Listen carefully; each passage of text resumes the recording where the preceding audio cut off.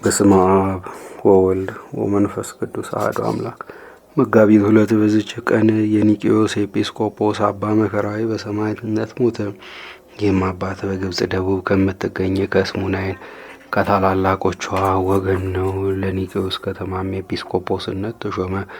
የስደትና የመከራ ወራት በሆነ ጊዜም ስሙ ዮፋንስ የሚባል መኮንን ወደዚያች አገር ከንጉሥ ተልኮ መጣ።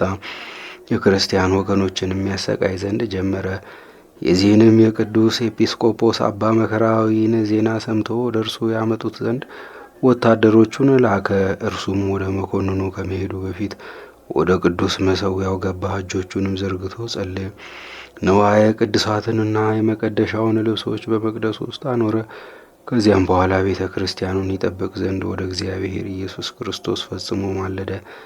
በላያችሁ የፀሐይ ብርሃን ይወጣ ዘንድ ያልተዋችሁ የጽዮን ልጅ ደጆች ሆይ ለእግዚአብሔር ቤት ማገልገያ የሆነ ንዋየ ቅድሳቱን ጠብቁ ያለ ታላቅ ልቅሶ በማልቀስ ጮኸ። ከዚህም በኋላ ከንጉሥ መልእክተኞች ጋር ወጥቶ ሄደ። ወደ መኮንኑም ቀረበ። ስለ ስሙና ስለ አገሩም ስለ ስራውም ጠየቀው። የኒቅዮስ ከተማ ኤጲስቆጶስ እንደሆነም ባወቀ ጊዜ እንዲገርፉትና እንዲያጎሳቁሉት ብርና እርሳስም አቅልጠው በአፉ እንዲጨምሩ አዘዘ። እግዚአብሔርም የሚያጸናውና የሚያስታግሰው ሆነ። ያለ ጉዳትም በጤንነት መልሶ ያነሳው ነበረ። ከዚህም በኋላ ወደ እስክንድርያ ገዢ ወደ ሄርሜኔዎስ ሰደደው። እርሱም ቅዱስ አባ መከራዊን እንዲያስሩት አዘዘ። እግዚአብሔርም በእጆቹ ብዙዎች ድንቆች ተአምራትን አደረገ። ከተአምራቱም አንዱ ለአቅፋስ ከተማ ሹም ለሆነ ለዮልዮስ ስሙ አኳሪስጦስ የሚባል እጆቹና እግሮቹ ሽባ የሆነ ልጅ ነበረው።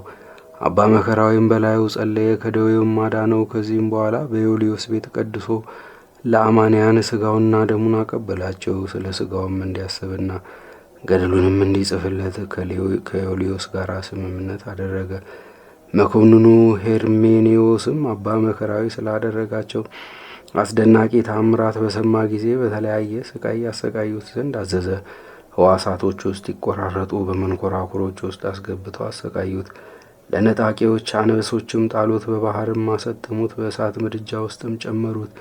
ቅዱስ አባ መከራዊ በስቃዩ ሁሉ በክብር ባለቤት በጌታችን በኢየሱስ ክርስቶስ ኃይል የሚታገስና የሚጸና ሆነ። ጌታም ያለ ጉዳት መልሶ በጤንነት ያስነሳው ነበረ። የእመቤታችን የድንግል ማርያምን ቤተ ክርስቲያን የምታገለግል አንዲት ድንግል እህትም ነበረችው። 2 ወንድሞችም ነበሩት። የአንደኛው ስም ዮሐንስ የሁለተኛውም ይስሐቅ ይባላል። በእስር ቤትም ሳለ ወደ እርሱ መጡ። አንተ ስለ አባታችን ፈንታ አባቱ ነህን ነበረ። እነሆ የሙት ልጆች እንሆን ዘንድ ትተህን ትሄዳለህ እያሉ በፊቱ አለቀሱ። እርሱም አጽናንቶ ወደ ቤቶቻቸው አሰናበታቸው። ዮልዮስም የዚህን ሽማግሌ ሞት በጽሑፍ እዘዝ፣ ከእርሱም ታርፋለህ ብሎ መኮንኑን መከረው። ቃሉንም ተቀብሎ ራሱን በሰይፍ እንዲቆርጡ አዘዘ። በመንግሥተ ሰማያትም የሰማዕትነት አክሊልን ተቀዳጀ። ዮልዮስም የቅዱስ አባ መከራዊን ሥጋ ወስዶ በከበሩ በወርቅ ልብሶች ገነዘው። በደረቱም ላይ የወርቅ መስቀል አደረገ። ወደ ሀገሩ ወደ ኒቅዮስም ከአገልጋዮቹ ጋር ሰደደው። መልካም ነፋስም ሆኖላቸው መርከቢቱ ፈጥና ሄደች።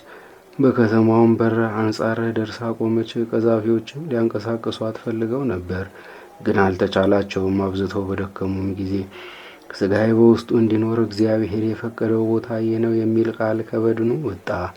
ይህንንም ለሀገር ሰዎች ነገሯቸው። የሰሌን ዝንጣፊም እየያዙ ወደ እርሱ መጡ። በሀገራቸውም ውስጥ እርሱ በመረጣት ቦታ እስከ አኖሩት ድረስ በታላቅ ክብር ተሸክመው ወሰዱት። መላ የሕይወቱ ዘመን 131 ሆነ። መጻሕፍትን እስከ ተማረ ድረስ 8 ዓመት በዲቁና ሹመት 24 ዓመት። ከዚያም ቅስና ተሾሞ በቅስና አገልግሎት 30 ዓመት ኖረ። ከዚያም በኋላ ኤጲስቆጶስ ሆኖ ተሾመ። በዚህም 69 ዓመት ኖሮ መልካም ተጋድሎውን ፈጸመ። የሕይወት አክሊልንም ከክብር ባለቤት ከጌታችን ከኢየሱስ ክርስቶስ ዘንድ ተቀበለ።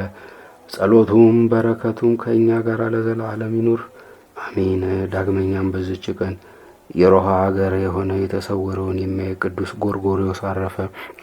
ይህም ቅዱስ ሰው አስቀድሞ አመፀኛና ኃጥ ነበረ። ከዚህም በኋላ ከአመፁ ወደ እግዚአብሔር በንስሐ ተመልሶ መነኮሰ። የጻድቃንን ማደሪያና ብዙ ዋጋቸውን የኃጥአንንም ኩነኔና እየራሱ የሆነ ስቃያቸውን እግዚአብሔር እስካሳየው ድረስ ብዙ ተጋደለ። እግዚአብሔርም በጸሎቱ ይማረን ለዘላለሙም አሜን።